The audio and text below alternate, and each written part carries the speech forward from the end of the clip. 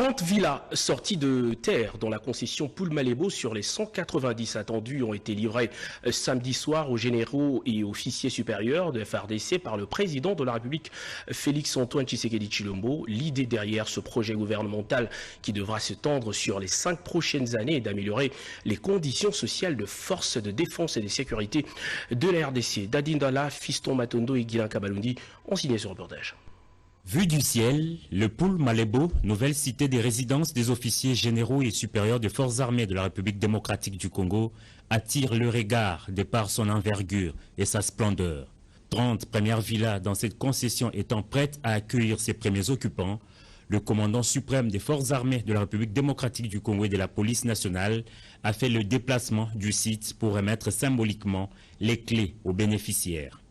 Installé dans la tribune aux côtés de plusieurs personnalités parmi lesquelles le premier vice-président de l'Assemblée nationale, le premier ministre, des ministres et des hauts gradés de l'armée, le président de la République Félix-Antoine Tshisekedi Tshilombo a tour à tour suivi les mots du directeur général de Congo International Investment Group, partenaire dans la matérialisation de ce projet, et du ministre de la Défense nationale et des anciens combattants. Gilbert Kabanda a rappelé que les travaux de construction de ces habitations avaient bel et bien commencé en 2016 et ont été arrêtés en 2018, faute de financement.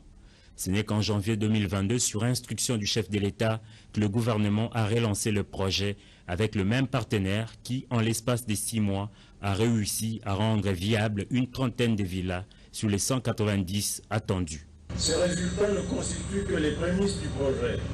lequel, bien entendu, va s'étendre sur les 5 prochaines années, mais qui, au-delà de la sphère des officiers généraux et supérieurs, couvrira également les besoins en logement de tous les officiers et sous-officiers de carrière, conformément à l'article 124 sub-0.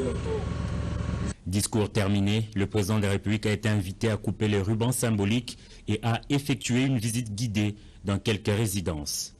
Appelé à en faire un bon usage, chaque occupant devrait consentir à hauteur de 35% du coût de chaque villa.